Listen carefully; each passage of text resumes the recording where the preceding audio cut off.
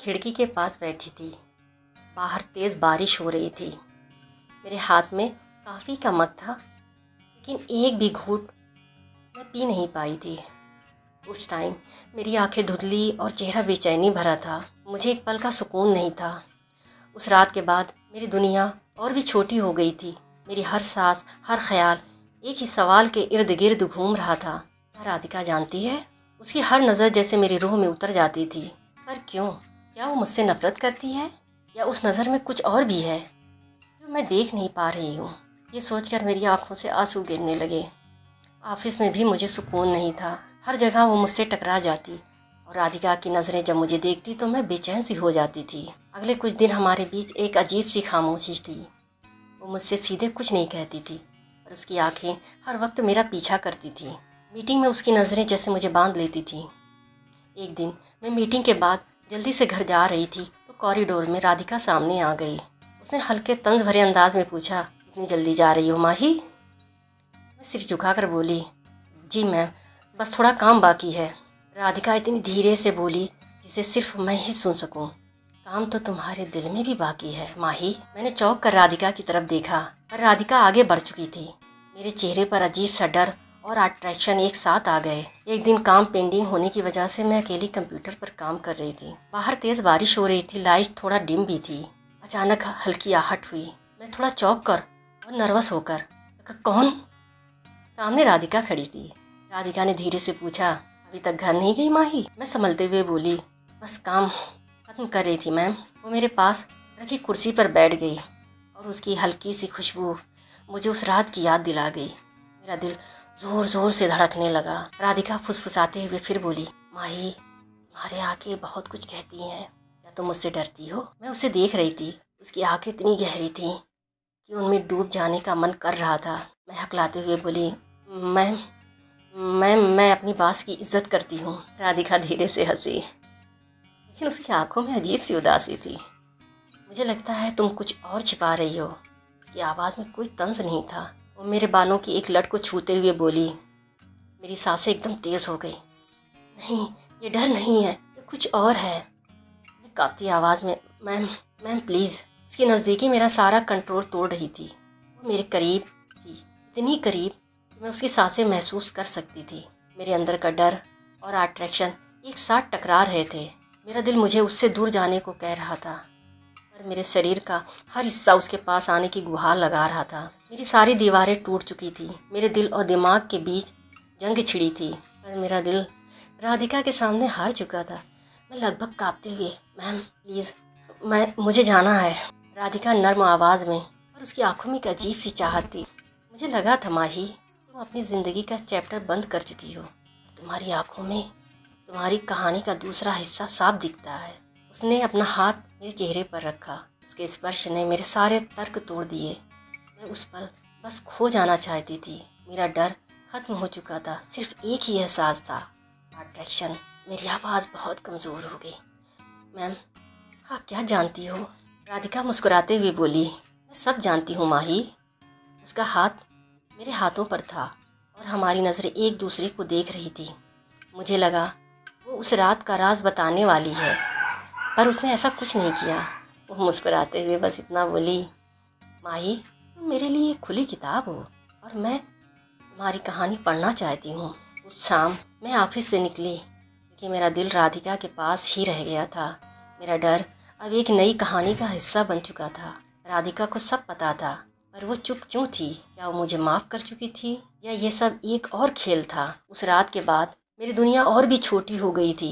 मेरा पूरा वजूद बस एक सवाल के इर्द गिर्द घूम रहा था, क्या राधिका जानती है?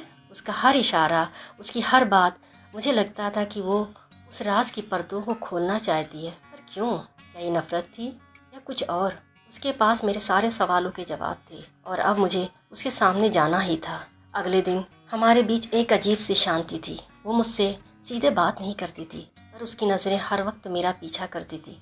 हर मीटिंग, हर कॉरिडोर में उसका सामना होना मेरे लिए एक इम्तिहान बन गया था। मैं उससे भागना चाहती थी, पर मुझे ये भी महसूस हो रहा था मैं उसके करीब रहना चाहती हूँ। उस दिन मुझे हिम्मत करनी पड़ी। मैंने राधिका से मिलने का फ़ैसला किया। मैं राधिका के केबिन के दरवाजे पर जाकर ठिठक गई।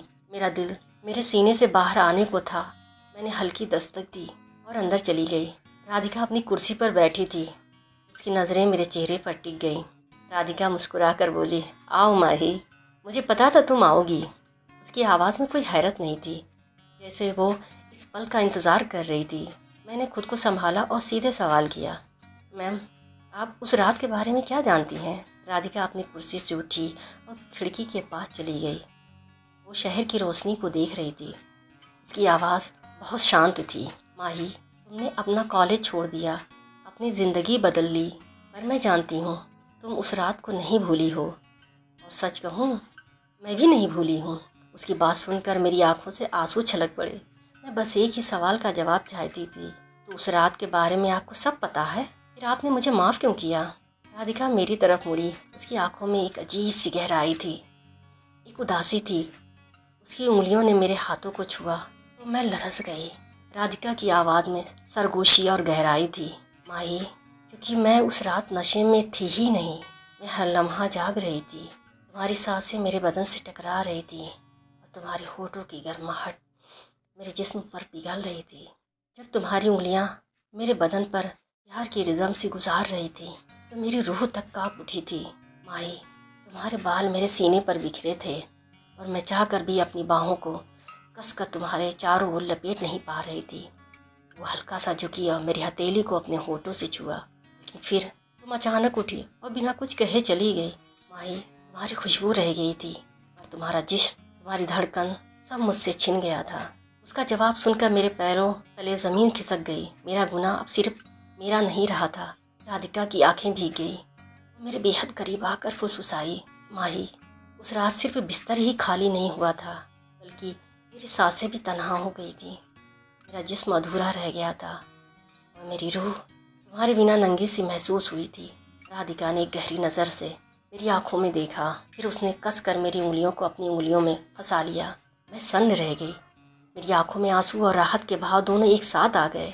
उस शाम राधिका ने मुझे डिनर पर चलने के लिए कहा तो मैं इनकार नहीं कर सकी। हम एक शांत और रोमांटिक रेस्टोरेंट में गए। ये वो राधिका नहीं थी जिसे मैं बास के तौर पर जानती थी।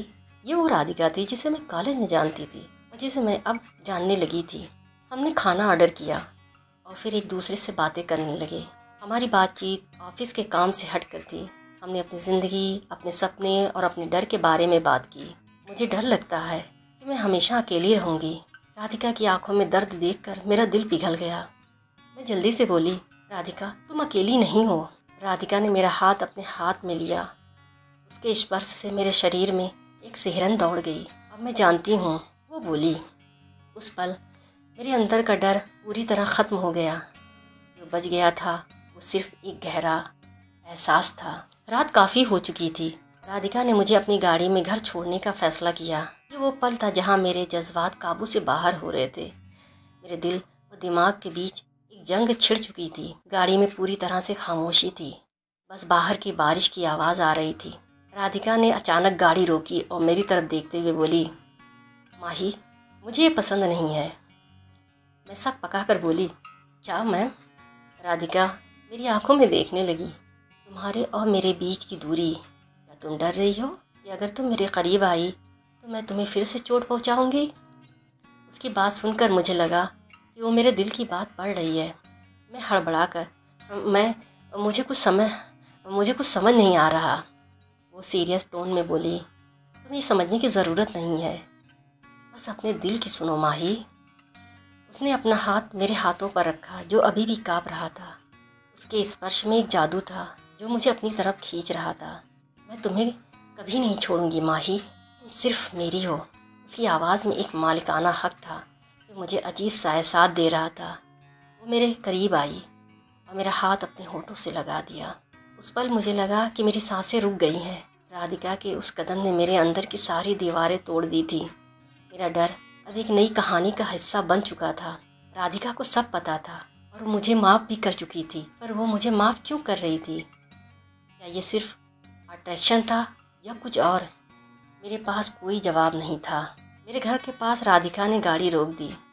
मैं गाड़ी से बाहर निकली और बारिश की बूंदें मेरे चेहरे पर गिरने लगीं। राधिका गाड़ी में बैठी हुई मुझे देख रही थी। मैंने पीछे मुड़कर देखा और हमारी नज़रें मिली। उस पल बिना कुछ कहे हमने एक दूसरे से वादा किया। रात के बाद राधिका ने मुझे माफ़ नहीं किया था, बल्कि उसने मेरा सच स्वीकार कर लिया था। हमारा रिश्ता अब नफ़रत या डर का नहीं, बल्कि एक अनदेखे जज्बात का बन चुका था। मेरा दिल जो इतने सालों से बोझ के नीचे दबा था, आखिरकार आज़ाद महसूस कर रहा था। मैं अब राधिका से भाग नहीं रही थी, बल्कि उसके करीब जाने का हर बहाना ढूंढ रही थी। अगले कुछ दिन हमारे बीच एक नई तरह की केमिस्ट्री थी। हम दोनों एक दूसरे को देखकर मुस्कुराते थे। हमारी आंखें हर पल एक दूसरे की तलाश करती थी। मीटिंग में राधिका की नज़रें मेरे चेहरे पर टिकी रहती थी, जिससे मेरे काम में और भी निखार आ रहा था। वो अब सख्त बास नहीं थी, बल्कि एक साथी की तरह लग रही थी, जो मेरी हर छोटी गलती पर मुझे बचा रही थी। एक दोपहर उसने मुझे अकेले अपने कैबिन में बुलाया। मैं उसके कैबिन में गई। कमरे में हल्की सी खुशबू थी। राधिका अपनी कुर्सी पर नहीं थी, बल्कि खिड़की के पास खड़ी थी।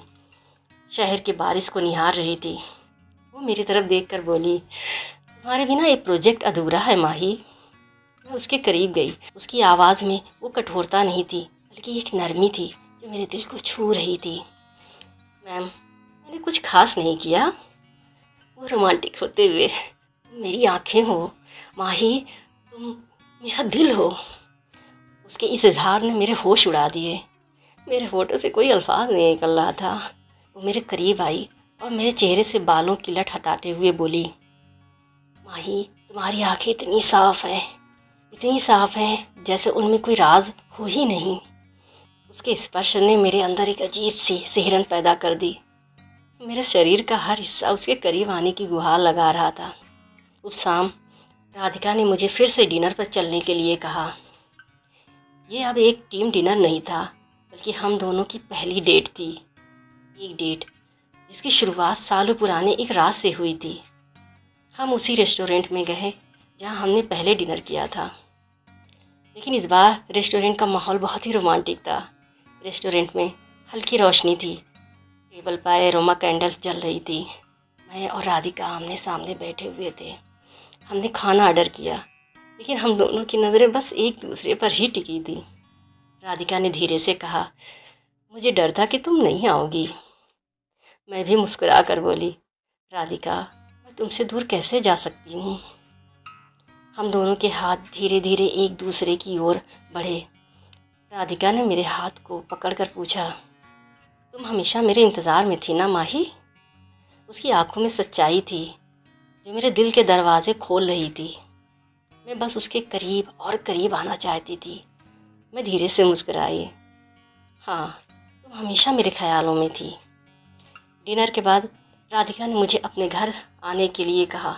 उसका घर बहुत खूबसूरत था, शांत, आरामदायक। उसमें चारों तरफ राधिका की खुशबू थी। मैं काफ़ी इम्प्रेस होकर उसकी तरफ देखने लगी। वो एक प्यारी सी स्माइल के साथ बालकनी के पास आ गई। मैं भी उसके करीब चली आई। बालकनी से शहर की खूबसूरती दिख रही थी। हवा तेज़ थी जो हम दोनों के चेहरे को सुकून दे रही थी। शहर की लाइट्स हमारी आंखों में चमक रही थी। हम दोनों चुपचाप एक दूसरे के करीब खड़े थे। राधिका ने अपना हाथ मेरे कमर पर रखा और मुझे अपनी तरफ खींचा। राधिका मेरे कानों में फुसफुसा कर बोली, मैं तुम्हें बहुत पहले से पसंद करती थी माही। उसकी सांसें मेरे गले पर महसूस हो रही थी, जिससे मेरे रोंगटे खड़े हो गए। मैं हैरत से बोली, मुझे लगा आप मुझसे नफरत करती हो। राधिका हंसती हुई बोली, तुम्हारी मासूमियत ने मुझे हमेशा खींचा है। उसने हल्के से मेरे माथे पर उंगली से चोट की। वो मेरे चेहरे को अपने हाथों में लेकर मेरे करीब आई। उसकी आंखों में देख रही थी जहाँ आज भी वही मासूमियत थी जिसे मैंने कॉलेज में महसूस किया था। उसने धीरे से मेरे होठों पर अपने होठों को छुआ। ये छोटा सा बहुत गहरा स्पर्श था। मेरे शरीर में एक आग सी लग गई जो अब और तेज़ हो रही थी। उसकी सांसें मेरी सांसों से टकरा रही थी। मुझे तुम्हें माफ़ करने की ज़रूरत नहीं है माही। वो धीरे से मेरे होठों से दूर हुई, क्योंकि मैं कभी तुमसे नाराज़ हुई ही नहीं। उसकी आंखों में प्यार और चाहत थी। जो मेरे दिल को पूरी तरह से जीत चुकी थी। उसने मुझे गले लगा लिया और मैं उसकी बाहों में खो गई।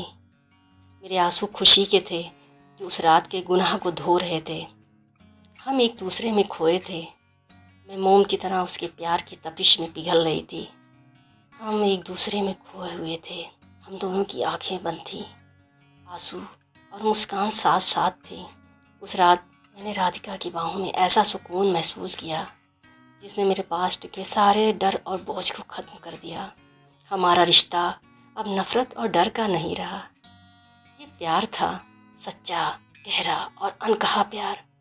मेरी ज़िंदगी का दूसरा हिस्सा शुरू हो चुका था और इस हिस्से में मैं और राधिका हम दोनों साथ थे।